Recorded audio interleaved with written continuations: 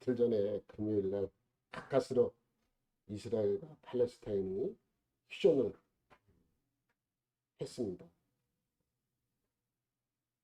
이번 이스라엘과 팔레스타인의 전쟁한 이유가 무엇일까요?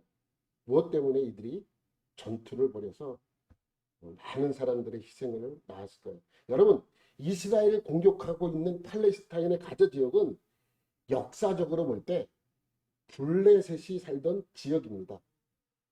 그러니까 하나님께서 여리고 성을 비롯해서 가나안 땅 정복을 할 때 그들을 다 쫓아내라고 하신 이유가 지금까지 이어지는 거예요. 쫓아내지 못해서 고생하는 이유가 지금까지 그러한 고통을 당하고 있는 것이죠. 여러분 지도 보면 가자 지역은 여러분 여기 녹색으로 원표시 되어 있는 녹색 지역이 이스라엘 땅에 있는 팔레스타인 가자 지역입니다.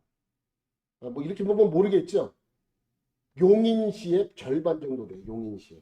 요 가자 지역이 용인시의 한 절반보다 조금 더 크긴 한데 절반만 합니다.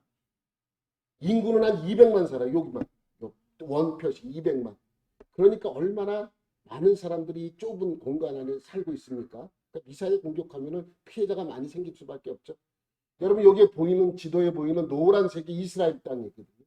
이스라엘 땅인데 녹색으로 표시한 곳이 바로 팔레스타인이 살고 있는 곳이에요. 팔레스타인 땅이에요. 그러니 여러분 이걸 보면 팔레스타인이 여기 점으로 된데 다 그렇게 조금만 땅을 다 뺏긴 거예요. 땅을 다 뺏겼어요. 여러분 그 이스라엘이 2000년 동안 땅이 없다가 1947년 유엔에서 결의를 했죠. 이스라엘에도 이제 나라로 인정해 주자. 근데 그 1947년도 전까지는 이스라엘이 어떻게 살아고 있었냐면 한 장 넘기면 하얀 데가 유대인들이 살고 있었던 데고 요 하얀 점이 하얀데 그리고 요 녹색 땅이 팔레스타인 사람들이 살고 있던 땅이에요. 2000년 동안 유대인들은 요곳에서 이렇게 살고 다 뺏기고 땅이 조금 남아가지고 그냥 그렇게 유대인의 명맥만 이어오고 있었고 많은 유대인들이 유럽이나 미국이나 이런 많이 흩어져서 살고 있었던 것이죠. 이렇게 조그맣게 살고 있었던 요 유대인들이 1947년 유엔 결의에 의해서 나라가 됩니다. 팔레스타인 땅에서 나라로 인정받게 되죠. 그래서 인정받은 땅이 얼마큼이 되냐면 넘겨봐봐요. 하나 넘겨봐. 넘기면 얼마나 많은 땅이 이스라엘 땅으로 됐는지 알 수 있죠. 점점에서 이게 유엔에서 공식적으로 이스라엘 땅으로 인정해 준 거예요. 그래서 여러분 한 절반 정도 되는 땅을 나눠 갖게 된 것입니다. 팔레스타인과 유대인들이. 그런데 여러분 보시면 알겠지만 노란색으로 가운데 표시되어 있는 곳이 어디예요? 예루살렘이에요. 그러니까 예루살렘이 유대인들이 유엔의 결의에 의해서 이 예루살렘 땅도 얻으려고 노력을 했지만은 실패로 돌아갔어요. 왜? 팔레스타인 사람들도 아랍 사람들이잖아요. 그래서 이 땅을 내놓지 않아요. 그래서 서로 분쟁이 될까봐 유엔에서 이 땅은 특별지역. 그래서 팔레스타인에도 소속되지 않고 유대인들에게도 소속되지 않고 요 땅만큼은 유엔에서 관리하겠다 이렇게 이제 된 겁니다. 그래서 47년도에 이제 그 유엔에서 이렇게 땅을 허락해 줬기 때문에 정식 독립을 선포해야 되잖아요. 그래서 이스라엘로 정식으로 자기네 땅이라고 공포를 하면서 독립일을 선포되는 게 1948년 5월달입니다. 5월달 이제 그 온 세계에 이스라엘이라는 나라가 독립해서 완전한 나라로 시작된다는 것을 알리게 되죠. 오전에 그것을 공포했는데 오후에 어떻게 해요? 아랍 연합군들이 이스라엘을 공격을 해요. 탱크를 해가지고 막 공격을 하기 시작합니다. 그래서 그 아랍 연합군이 누구였냐면 팔레스타인. 뭐 당연하죠. 팔레스타인이니까. 요르단, 이라크, 이집트, 시리아, 레바논. 주로 이 주변국에 살고 있던 그 나라들이 연합해서 이스라엘을 조금 공격하기 시작합니다. 언제? 독립을 선포한 그날. 그래서 전쟁이 벌어져요. 그게 바로 1차 중동전쟁이에요. 이제 막 시작하려고 하는 나라에 저 탱크를 밀고 들어오는 그거에 이스라엘이 당해야 정생인데 이스라엘 사람들이 얼마나 독한 사람이라는 것을 알 수 있는 부분이 바로 여기입니다. 그 아랍 연합군과 이스라엘이 전투를 벌이게 되죠. 전쟁이 벌어지게 됩니다. 그래서 어떻게 됩니까? 이스라엘이 승리해요. 1년 한 몇 개월 만에 이 전쟁에서 승리를 가져오게 됩니다. 피해도 이들이 많아지고 또 전쟁 물자도 되게 힘드니까 어떻게 하냐면 이 연합국들이 발을 빼기 시작합니다. 이집트도 발을 빼고 또 뭐 이라크도 발을 빼고 시리아도 발을 빼고 레바논도 발을 빼고 그러니까 전쟁이 자동적으로 종료가 됩니다. 그래서 전쟁을 했으니까 어떻게 되겠습니까? 누구는 승리하고 누구는 졌잖아요. 그래서 이스라엘이 이 전쟁에서 실질적으로 승리하게 됩니다. 그래서 이 땅을 유엔으로부터 받은 이스라엘은 1년 만에 땅을 얼마만큼 넓히냐면 사진 하나 연결합니다. 사진. 이게 잘 안 넘어가. 다 뺏었어요. 다 뺏었어. 근데 우리가 주목해서 봐야 볼 곳이 어디냐면 예루살렘이에요. 이들이 공격을 하면서 어느 땅을 야금야금 가져갔냐면 예루살렘 쪽 땅을 가져온 거예요. 왜? 예루살렘이 중요하기 때문에. 그래서 이들이 예루살렘을 이제 유엔에서 관리하고 한다 그랬는데 서예루살렘을 다 가져오게 돼요. 그리고 동예루살렘만 유엔의 관리와 팔레스타인이 주둔할 수 있도록 그냥 내비둔 것이죠. 그래서 이렇게 땅을 많이 뺏어옵니다. 그래서 1949년부터 이것이 1967년 3차 중동 전쟁이 있을 때까지 이렇게 땅이 분리돼서 살아가게 됩니다. 그런데 1967년도에도 누가 전쟁을 일으켜요? 이집트가 전쟁을 일으킵니다. 이집트가 탱크를 앞세우고 저기 여러분이 보는 쪽 아래쪽 왼쪽이 이집트 땅이에요. 근데 이 국경선에 뭘 배치하냐면 탱크를 몰고 와서 탱크를 잔뜩 배치를 시킵니다. 이게 곧 전쟁을 일으키겠다 이거죠. 그럼 여러분 입장이라면 어떻게 하겠어요? 그래서 곧 전쟁이 일어날 거예요. 그러니까 이스라엘이 가만히 있지 않습니다. 선제 공격을 해요. 그래서 전쟁이 며칠 만에 끝나요? 6일 만에 끝나요. 그 유명한 6일 전쟁이 되는 것입니다. 6일 전쟁으로 이집트는 이 시나이 반도를 이스라엘에게 뺏겨요. 뺏기는데 시나이 반도, 큰 시나이 반도 있잖아요. 거기 다 이스라엘에 뺏겨요. 그런데 하도 국제적인 여론이 안 좋아서 이스라엘이 다시 돌려줬죠. 나중에 몇 년 뒤에 다시 돌려주게 됩니다. 하여튼 간에 그렇게 1967년도에 전쟁이 끝나고 계속해서 전쟁을 벌이잖아요. 크고 작은 전쟁을 벌입니다. 그러면서 땅을 야금야금 다 뺏었어. 그래서 어떻게 땅이 변했냐면 이렇게 변해요. 다 뺏었어. 전쟁만 벌이면 이스라엘도 자기네가 전쟁을 벌이면 그냥 가만히 있지 않잖아요. 한 대 맞으면 몇 대를 돌려줘요? 10대로 돌려주는데. 그러니까 이들은 사이가 서로 안 좋아요. 안 좋을 수밖에 없죠. 그래서 이번에 아까 우리가 말했던 가자 지역, 아래쪽 왼쪽에 있는 조그만 기역자 모양의 그러한 곳이 바로 가자 지역인데 이곳이 예전에 누가 살던 곳이라고요? 블레셋이 살던 곳입니다. 그래서 이들과 이스라엘은 사이가 좋을 수가 없습니다. 왜? 서로 자기들 땅이라고 우기면서 뺏어가는 거예요. 그래서 이스라엘이 이제 그렇게 해서 많은 땅을 뺏어 왔습니다. 그런데 여러분 여기서 끝나는 것이 아닙니다. 이스라엘 사람들이 제일 중요하게 여기는 곳이 어디예요? 어디서 살고 싶어요? 이들은 예루살렘이에요.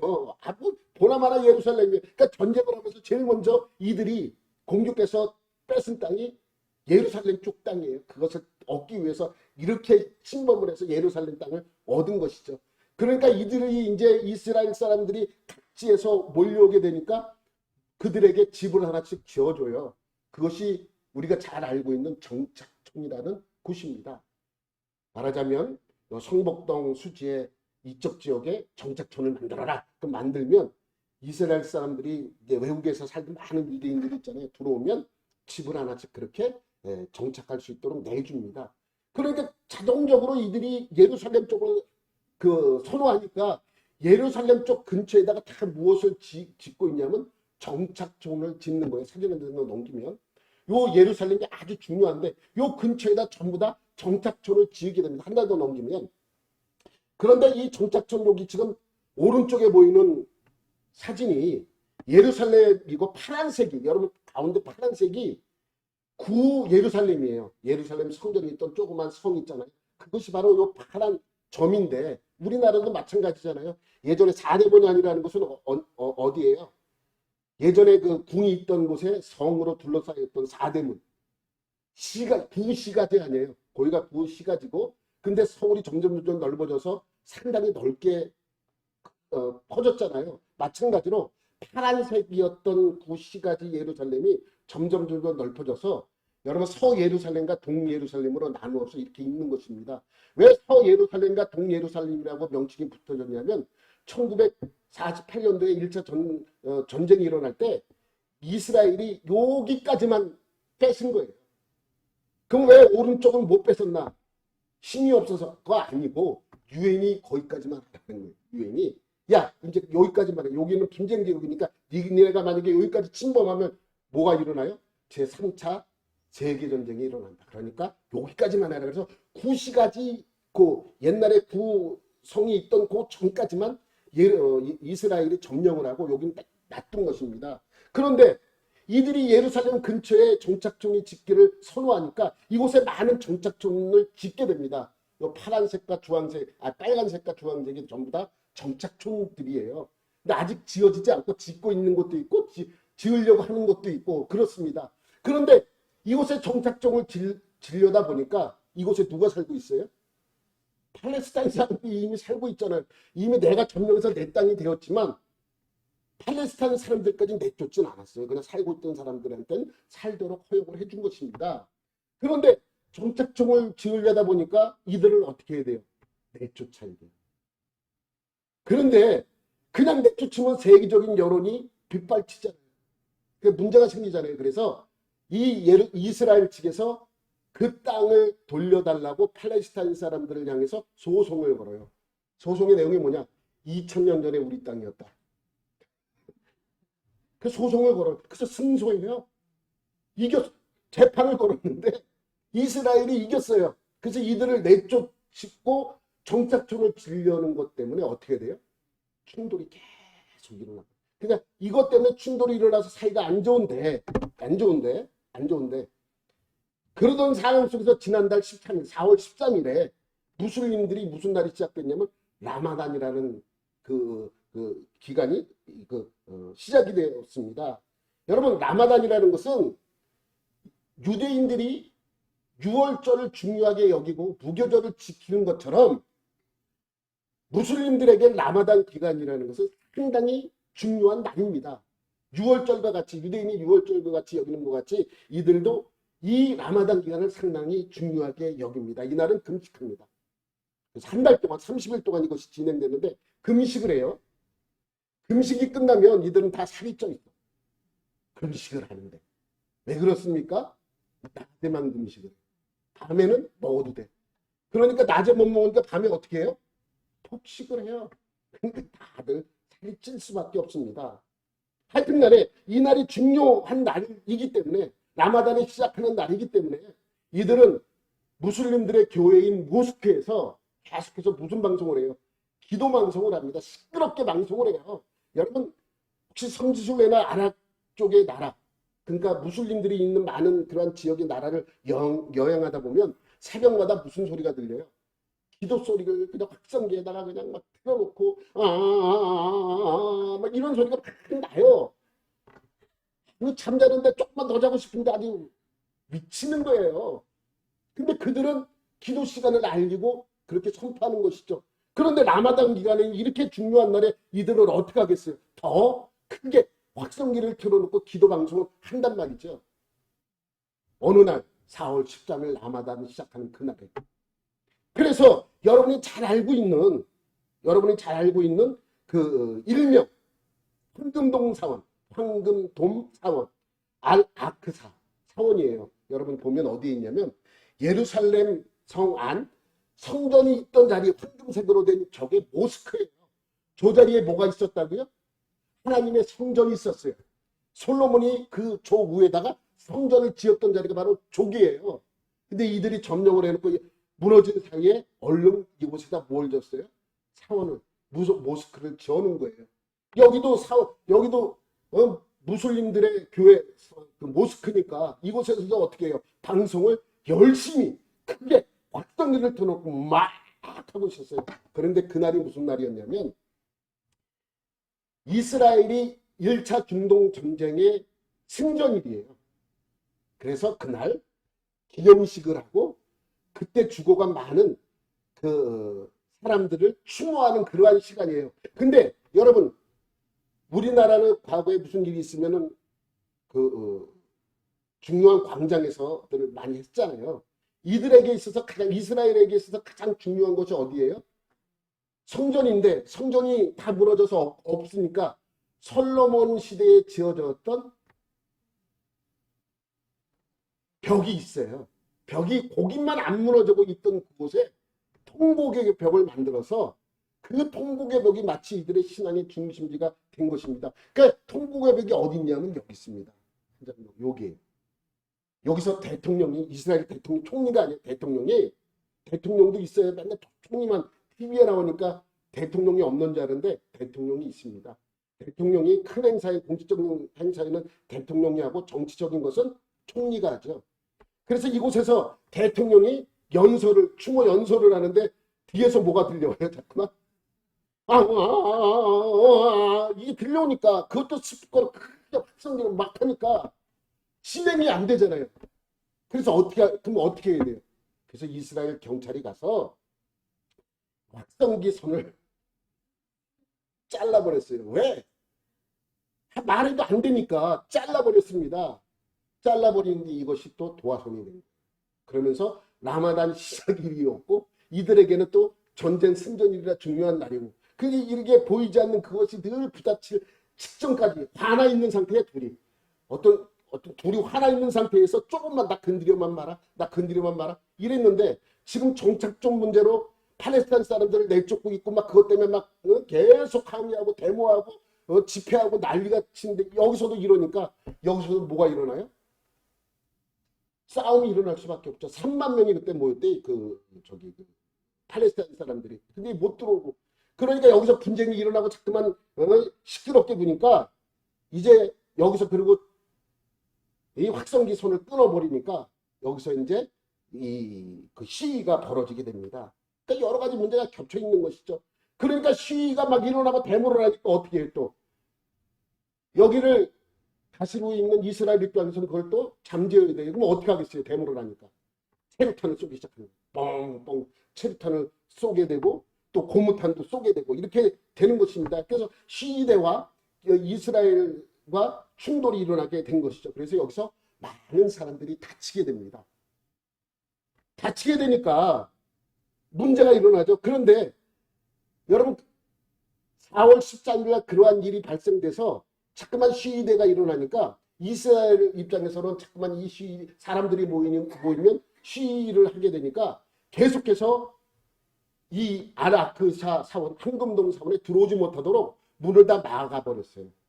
막아버리니까 어떻게 해요? 더 충돌이 일어나는 거예요. 더 충돌이 일어나서 싸움 일보 직전까지 간 것이죠. 근데 사실 큰 싸움은 아니잖아요. 그런 것을 계속 보고 있던 하마스가 가자 지역을 다스리고 있던 하마스가 여기다가 경고방송을 합니다. 두 가지. 아라크사 사원을 가만히 놔두고 정착존에서 철수하라. 라는 두 가지를 된 거예요. 그렇지 않으면 로켓을 발사하겠다. 그렇게 경고를 했어요. 여러분 팔레스타인의 그러한 사람들이 경고한다고 이스라엘이 듣겠습니까? 당연히 안 듣죠. 안 들으니까 5월 7일 날 이것이 방송을 했죠. 방송을 하고 하마스가 경고를 하고 5월 10일 날 지난번에 이 미사일을 쏜 거예요. 아까 사진 하나 넘기면 가자 지역에서 예루살렘을 향하여 미사일을 쏜 겁니다. 몇 발 쐈어요? 1000발. 그날 쏜 것이 1000발이에요. 1000발을 막 그냥 쏘게 된 거예요. 그럼 이스라엘이 가만히 있겠습니까? 한 장 더 넘기면 여러분 미사일을 쓰면 이스라엘에는 첨단 무기가 있어요. 이스라엘 미사일이 날라오면 방어를 해야 돼. 그래서 방어하는 그러한 이번에 거기서 찍은 거 한번 어딘 그 예루살렘 그 상공인데 찍은 거예요. 그래서 이 왼쪽에 있는 것은 방어 미사일이고 오른쪽에는 쏘는 겁니다. 계속해서 쏘는 거예요. 그래서 하마스가 이스라엘을 향하여 쏜 미사일 총 개수가 3,000개래요. 3,000개. 엄청납니다. 여러분 뉴스 시간에 보셨을 거예요. 사람들이 있는데 막 불빛이 지나가면서 막 얼마나 겁나겠습니까? 여러분 생각해 보세요. 여러분 지금 상공을 보고 있는데 여기에 막 폭탄이 위아래로 막 지나가면 얼마나 겁나겠습니까? 그렇게 이제 하니까 이스라엘에서는 가만히 있지 않습니다. 우리나라 말에 뭘로 받으면 뭘로 갚는다고요? 예. 그러니까 한 대 맞으니까 이스라엘은 가만히 있으니까 10대 100대를 때리는 민족이 그렇지 않으면 아랍국 사이에서 버틸 수가 없습니다. 이스라엘 입장에서는. 그래서 이들에게 이 충돌이 일어나게 된 것입니다. 그래서 이제 다행스럽게 지난 금요일날 합의가 잘 됐죠? 잘 된 건 사실은 아닙니다. 이스라엘도 어쩔 수 없이 중단을 한 것이죠. 왜? 세계적인 여론이 안 좋고 미국에서 하지 말라고 얘기를 했기 때문에 일단은 멈춘 것입니다. 그러니까 이것이 시끄럽게 이렇게 된 이후에는 그러한 과정들이 있었어요. 그래서 팔레스타인 사람들은 몇 명이 죽었냐면 232명이 죽었고 이스라엘 사람은 12명이 죽었습니다. 20배로 갚았죠. 그리고 부상도 팔레스타인 사람들은 1900명의 부상을 했는데 이스라엘 사람들은 300명 정도가 부상을 당했다고 합니다. 여러분 이 둘의 분쟁은 언제부터 시작이 됐어요? 본격적인 분쟁은 가나안 정복할 때부터 있었던 것입니다. 여러분 사사시대에 이 블레셋 지역을 땅으로 받은 민족이 단지파예요. 단지파가 그쪽 지역을 받았습니다. 근데 단지파가 그 지역을 받고 나서 이 블레셋을 몰아내야 되는데 몰아내지 못했어요. 삼손이 단지파 사람이거든요. 그래서 블레셋 사람과 늘 싸우는 거예요. 그래서 블레셋 사람은 삼손을 되게 무서워했잖아요. 자기에 보면 엄청나게 무서워했습니다. 왜? 장사고 모든 사람을 이길 수 있는 힘이 있었기 때문에. 근데 결국 삼손이 죽고 나서 이 단지파는 오갈 데 없어서 북쪽으로 이주를 해버려요. 그래서 그 땅은 그대로 블레셋이 남아서 다스리게 되고 나머지 지파들도 어려운 그러한 삶을 살게 되는 것입니다. 그때부터 시작이 된 건데 그때부터는 아니에요. 사실 그 전에도 분쟁이 있었어요. 아브라함이 이제 운물을 팼어요. 그래서 아들 이삭이 그 운물 아버지가 판 운물이니까 이제 내 소유가 이삭도 아니에요. 그래서 그 물을 먹으려고 했더니 블레셋 사람들이 내려와서 그 운물을 전부 다 어떻게 해요? 막아버려요. 그 민족이 바로 블레셋입니다. 그때부터 이들은 계속해서 이러한 분쟁 속에서 살아가고 있는 것입니다. 그런데 그렇게 분쟁이 있으면 있을수록 이스라엘 사람들에게 있는 특이한 것이 있습니다. 뭐냐면 다른 나라 사람들과 다르게 민족애가 상당히 큽니다. 우리 대한민국 사람도 민족애가 참 큰데 우리나라보다 훨씬 더 민족애가 강한 민족이 바로 유대인들이에요. 이스라엘 사람들입니다. 여러분 3차 중동 전쟁 때 유명한 일화가 있잖아요. 미국으로 유학을 간 어떠한 학생이 3차 중동 전쟁에 발발하자 짐을 막 싸더래요. 그래서 친구들이 물어봐. 왜 짐을 싸냐 그랬더니 나 빨리 이스라엘로 가야 된다고. 아니 지금 전쟁이 일어나서 지금 혼란스러운데 거기 가면 죽는데 어딜 가려고 그러냐 가지 말라 그랬더니 그러니까 가려고 그랬다. 내가 가서 싸워야 이 나라를 지킬 수 있다. 그 유명한 일화로 남아있지 않습니까? 그러니까 이 민족애가 강한 민족이 바로 유대인들입니다. 그러니 바울도 유대인이잖아요. 그러니 이 바울의 입장에서도 뭐가 강해요? 바울도 민족애가 상당히 강할 수밖에 없습니다. 오늘 3절 말씀에 보면 이렇습니다.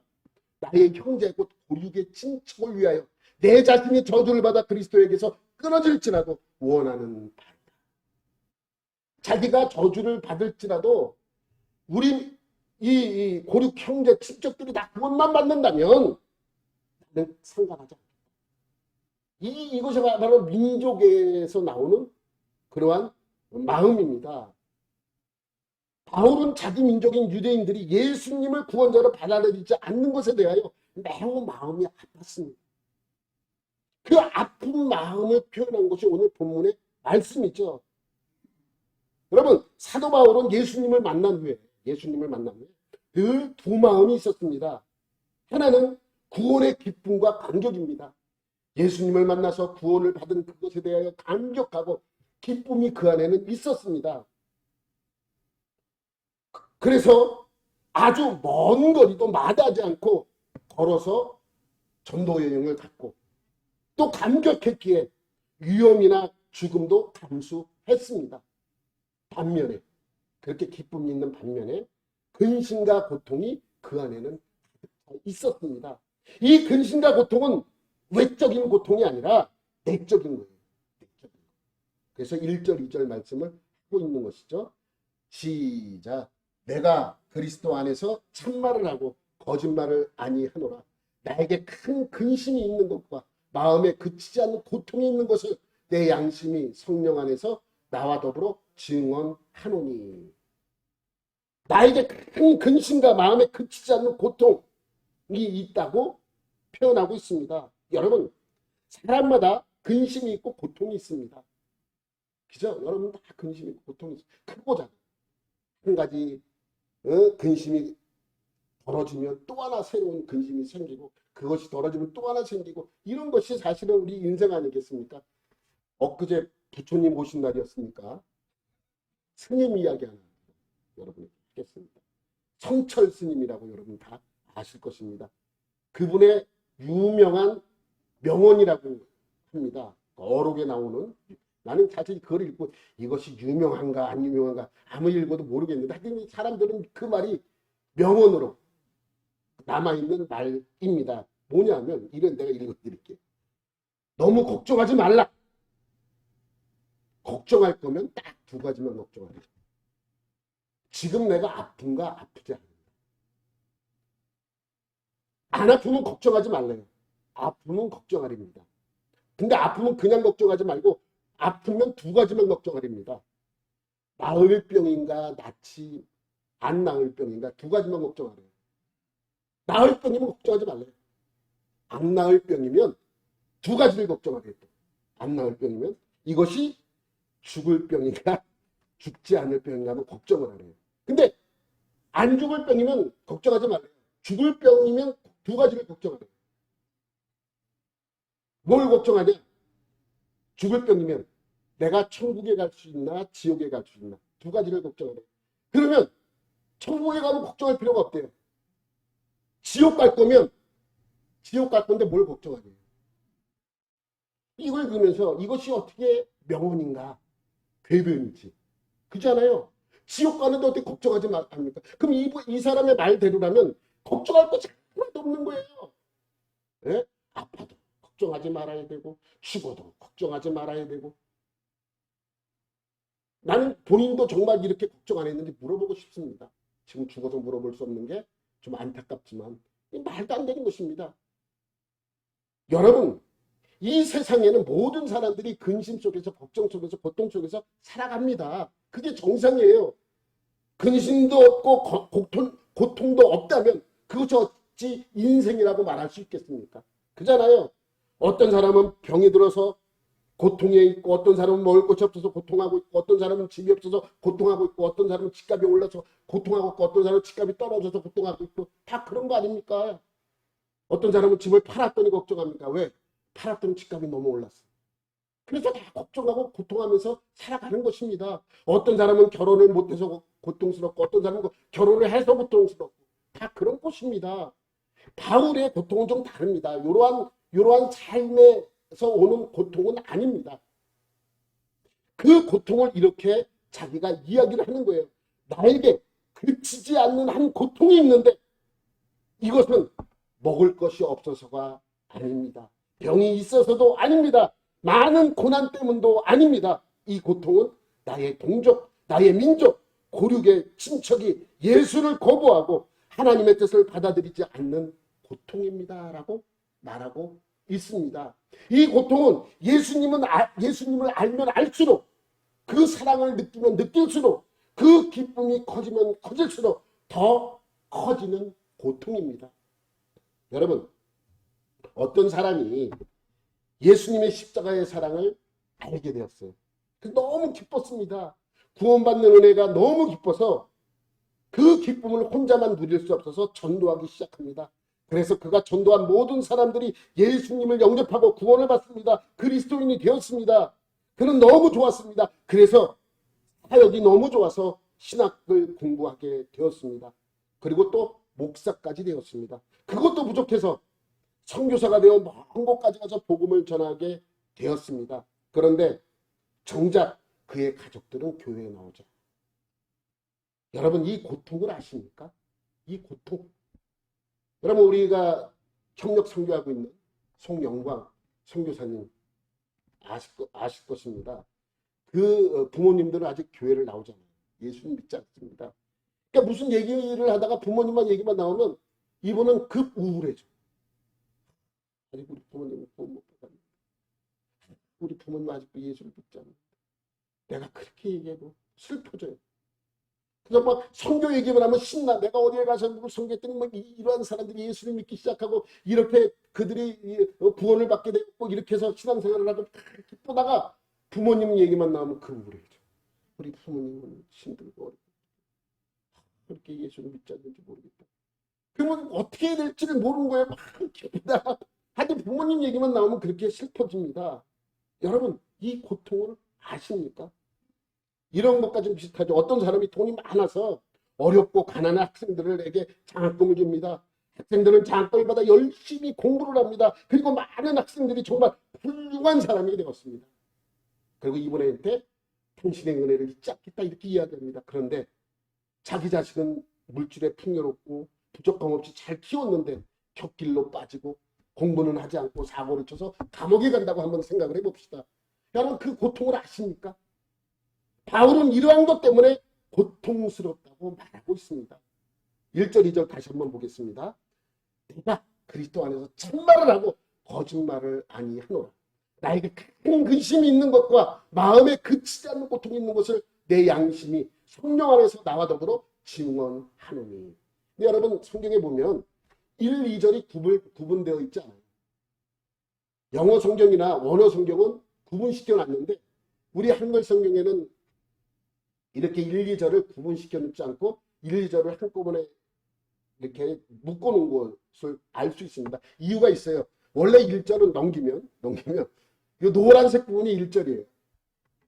근데 우리나라 말로 이렇게 표현하다 보니까 약간 좀 그래서 2절을 중간에 넣어놓고 1, 2절을 합쳐놓은 거예요. 여러분, 노란색 건 내가 한번 읽어볼게요. 내가 그리스도 안에서 참말을 하고 거짓말을 아니한다. 내 양심이 성령 안에서 나와 더불어 증언한다. 이건 뭐냐면 내가 정말 너희에게 정말 옳은 말을 하겠다. 어? 내가 지금 하는 말은 거짓말이 아니고 정말이다. 하나님이 하신다. 하나님이 증명한다. 하나님 뭐 맹세하지 말라니까 그렇게 하나님께 맹세하겠다. 이런 의지의 말씀이죠. 그러면서 뭘 그렇게 내 안에서 성령님이 뭘 증언하고 있냐면 내가 아픈 것을 증명한다는 거예요.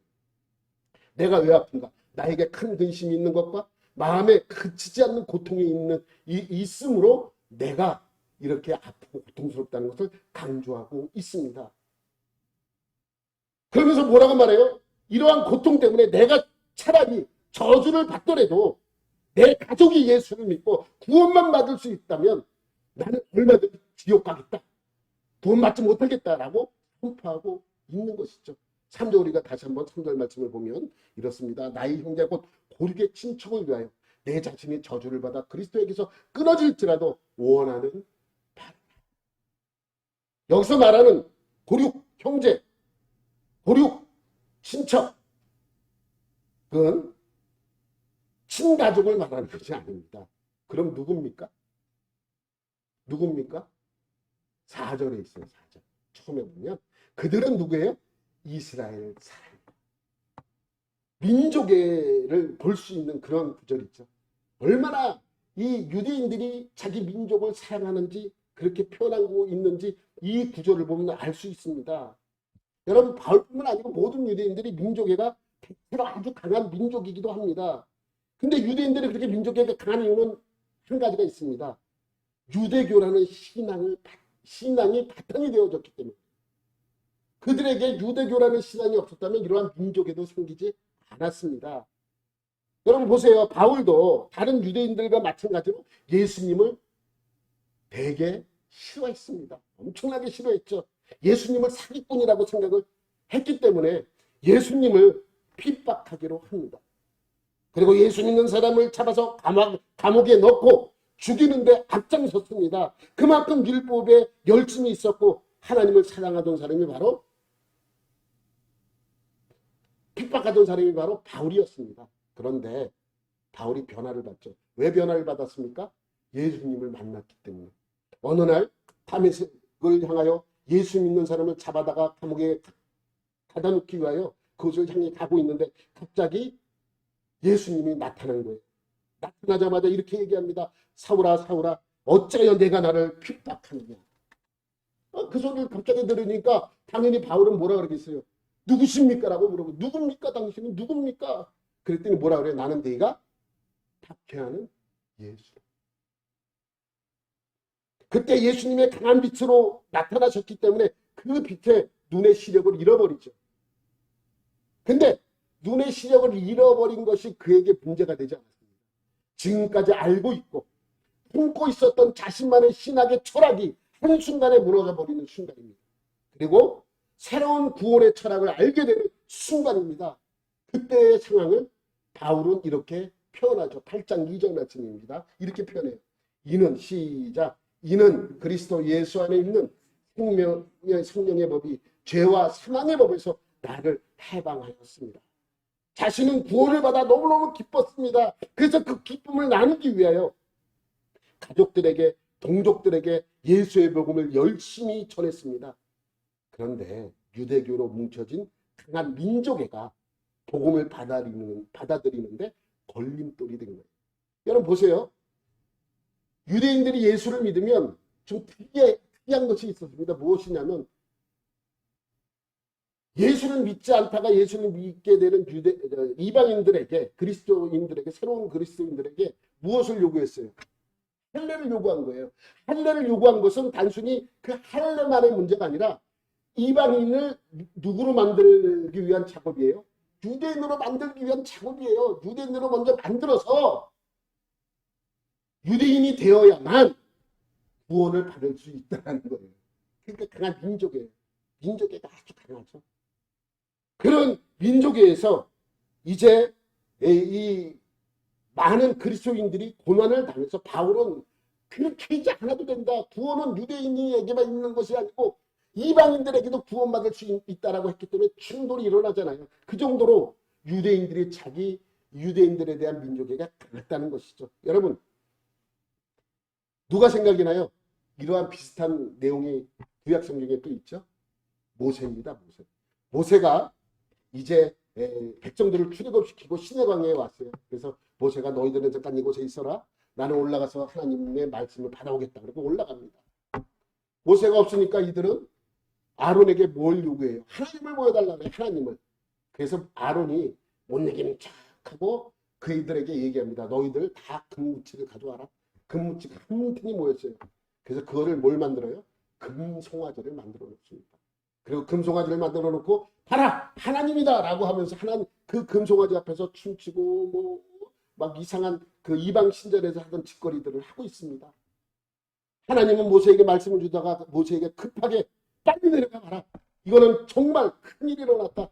그래서 모세가 급하게 하나님 주신 십계명을 들고 내려옵니다. 보니까 금송아지를 만들어 놓고 하나님인 것처럼 그렇게 이상한 행위들을 하고 있습니다. 그래서 어떻게 합니까? 갖고 온 그 십계명을 던져서 깨쳐버리고 그들을 책망합니다.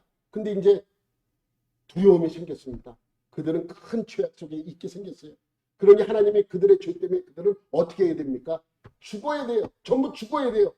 그러니 모세의 입장에서는 그 민족, 나의 민족이 그렇게 다치는 것을 원하지 않았어요. 그래서 모세가 하나님께 기도합니다. 출애굽기 32장 31, 32절 말씀에 이렇게 이야기를 합니다. 뭐라고 이야기를 하냐면 출애굽기 32장 없어? 이게 32장 제가 읽어드릴게요. 모세가 여호와께로 시작. 모세가 여호와께로 다시 나아가 여짜오되 슬프도소이다. 이 백성이 자기들을 위하여 금신을 만들어 싸우니 큰 죄를 범하였나이다. 그러나 이제 그들의 죄를 사하시옵소서. 그렇지 아니하시면 원하건대 주께서 기록하신 책에서 내 이름을 지워버려 주옵소서. 생명 중에서 내 이름을 없애버리십시오. 그리고 이 사람들을 살려주십시오라고 모세가 하나님께 요구하고 있는 것입니다. 오늘의 이 말씀과 이 내용은 좀 비슷한 구석이 있는 것이죠. 민족애가 강한 유대인으로서 바울은 더 큰 고통이 따랐습니다. 그리고 원래 하나님이 택한 민족이 누구라고 말하고 있는 거예요? 우리였다. 유대인들이었다. 이스라엘 사람들이었다라고 강하게 이야기하고 있습니다. 4절 보면 이렇습니다. 시작. 그들은 이스라엘 사람이라. 그들에게는 양자됨과 영광과 언약들과 율법을 세우신 것과 예배와 약속들이 있고. 그들은 원래 그렇게 있었어요. 그러니까 뭐예요? 원래 하나님이 이스라엘 백성들을, 유대인들을 택한 것이다 라고 말씀하고 있는 것입니다. 그렇게 해서 구약시대에는 계속 그들을 보호해 줬잖아요. 왜? 택한 민족이기 때문에 율법을 줘서 그들을 지켜냈고, 또 언약들을 줘서 그들을 지켜냈고, 예배와 약속을 통해서 하나님과 교통하게 하신 것이죠. 그런데 구약시대는 그렇게 보호해 주셨는데 왜 신약시대에 와서는 그것이 아닙니까? 왜 아닙니까? 2000년 동안 나라 없이 떠돌이 생활을 하게 만들었습니까? 그럼 지금이라도 예수를 많이 믿게 해서 구원을 받게 하시지 그들은 왜 여전히 예수님을 부인하고 있습니까? 물론 과거보다는 예수 믿는 사람들이 많이 생겨났어요. 유대인들에게도. 그래서 예수 믿는 유대인들은 뭐라 그래요? 메시아닉 주. 메시아를 믿는 유대인이라고 그렇게 불려집니다. 그러나 대부분의 유대인들은 여전히 민족애에 빠져 예수님을 구주로 영접하지 않습니다. 그런데 여러분 생각해 보세요. 구약시대에는 그럼에도 불구하고 지켜주었고 보호해 주셨는데 지금은 지켜주지도 구원해 주지도 않고 있습니다. 이유가 무엇일까? 이유가 뭐예요? 여러분 그 주말 드라마 보면 광자매가 있습니다. 재미없는데 볼 게 없어서 봐요. 거기서 이제 좀 쉬는 시간이라 이렇게 보고 있는데 할아버지가 늘 하는 유행어가 하나 있죠. 유행어를 만들려고 그러는지 이건 아니라고 봐. 이건 아니라고 봐. 하는 소리가 그거예요. 이건 아니라고 봐. 뭐 아니라고 봐. 무슨 일만 있으면 이건 아니라고 봐. 이렇게 얘기를 합니다. 그런데 또 하나 자주 쓰는 말이 있어요. 뭐예요? 그때는 그것이 옳았어. 그때는 그것이 옳았어. 딸들이 왜 아버지 그때 왜 우리 딸이라고 우리를 이렇게 멸시하고 그렇게 했냐? 아들을 낳기 위해서 왜 그렇게 했냐? 그때는 그게 옳았어. 이렇게 얘기하는 게 장면에 나옵니다. 그 말을 또 자주 해요. 여러분 똑같습니다. 구약시대 이스라엘 백성들을 지켜준 이유는 그때는 그것이 옳았기 때문입니다. 그러면 그것이 그때는 옳은 이유가 무엇인가? 5절 말씀에 보면 나옵니다. 5절 말씀에 보면 시작. 조상들도 그들의 것이요 육신으로 하면 그리스도가 그들에게서 나셨으니 그는 만물 위에 계셔서 세세의 찬양을 받으실 하나님이시니라. 아멘. 뭐냐면 예수님 때문에 그렇다는 것이죠. 예수님 때문에 그들을 지켜주었고 보호해 주었고 그들에게 끊임없이 그들에게 하나님이 그들을 보호해 주신 것을 알 수 있습니다. 구원자인 예수님을 보내기 위해 한 민족을 택해야 했습니다. 그래서 택함받은 민족이 바로 누구예요? 이스라엘입니다. 택함받은 민족이 죄를 짓지 못하도록 율법과 규례와 법도를 주었습니다. 왜? 거룩하게 보존하기 위해서입니다. 오염되지 않도록 보존해야 했기 때문입니다. 그리고 그 민족에게서 구원자인 예수님이 태어나셨습니다. 그래서 그때는 그것이 옳은 방법이었습니다. 지금은 아닙니다. 그래서 그때는 옳은 것이지만 지금은 아닙니다. 왜냐하면 예수님은 어느 한 민족을 위해 오시지 않고 온 인류를 위해 오셨기 때문입니다. 그래서 그때는 이스라엘을 지켜주고 이스라엘만 그렇게 사랑하는 것처럼 보이는 이유가 그때는 그것이 옳은 것이지만 지금은 아니라는 것이죠. 그럼 예수님의 탄생이고 필요 없다고 이스라엘을 하나님께서 버리신 것입니까? 아닙니다. 누가 버렸어요? 그들이 스스로 하나님을 버린 것입니다. 예수님을 버렸잖아요. 십자가에 못 박았잖아요. 이제 십자가에서 못 박아 죽여버렸잖아요. 그래서 구원자이신 예수를 십자가에 못 박아 죽여버린 이유가 그들이 하나님을 버렸다는 증거입니다. 하나님께서는 이스라엘에만 머물러 있을 수 없었습니다. 그래서 구원의 복음이 다른 민족에게로 갔습니다. 그것이 바울에게는 뭐였어요? 고통이었습니다. 그것이 바울에게는 고통이었습니다. 그냥 끝까지 이 민족을 지켜주었으면 더 좋았을 것이라는 마음이 있었지만 또 그 복음은 유대인들만의 복음이 아니라 전 세계 모든 사람들에게를 위한 복음이었기 때문입니다. 여러분, 예수 그리스도가 누구십니까? 만물 위에 계셔서 세세토록 찬양받으실 하나님이십니다. 그래서 우리는 하나님의 뜻을 따라 세계 방방곡곡 다니면서 예수님의 이야기를 하고 있는 것이죠. 누가? 성도사님들이. 그래서 예수님은 여러분은 예수를 믿고 복받고 구원받은 성도들입니다. 여러분 한 가지 물어보겠습니다. 왜 이스라엘이 그렇게 기다리던 메시아가 오셨는데 왜 거부를 했을까요? 왜 거부를 했을까요? 그들이 기다렸잖아요. 계속해서 메시아를 기다렸는데 정작 오니까 그 메시아를 거부하고 예수님을 버렸습니다. 왜 그랬을까요? 여러분, 이스라엘이 메시아를 거부한 것은 여러분과 저를 구원하기 위함입니다. 여기에 하나님의 비밀이 있습니다. 하나님은 얼마나 고통을 당하고 있습니까? 하나님의 고통입니다. 이것이 바로 하나님의 고통입니다. 하지만 이스라엘은 성경의 약속대로 곧 회복될 것이고 하나님의 역사는 완성되어질 것입니다. 여러분 모두 하나님의 섭리와 경륜을 깊이 알게 되기를 예수님의 이름으로 축원합니다. 하나님 아버지 감사합니다. 오늘도 하나님의 뜻을 깨달아 알아가며 또 하나님이 우리에게 주신 놀라운 은혜를 다시 한번 기억하는 하루가 되게 하여 주시고 하나님의 경륜을 깨달아 하나님의 뜻에 따라 살아가는 복된 자들이 되게 하여 주옵소서. 그래서 우리에게 주신 그 구원의 기쁨을 우리 가족들에게 온전히 증거하는 복된 자가 되기를 원합니다. 오늘도 그러한 은혜가 우리와 우리 가족에게 임하기를 간절히 원하오며 예수님의 이름으로 기도드립니다. 아멘.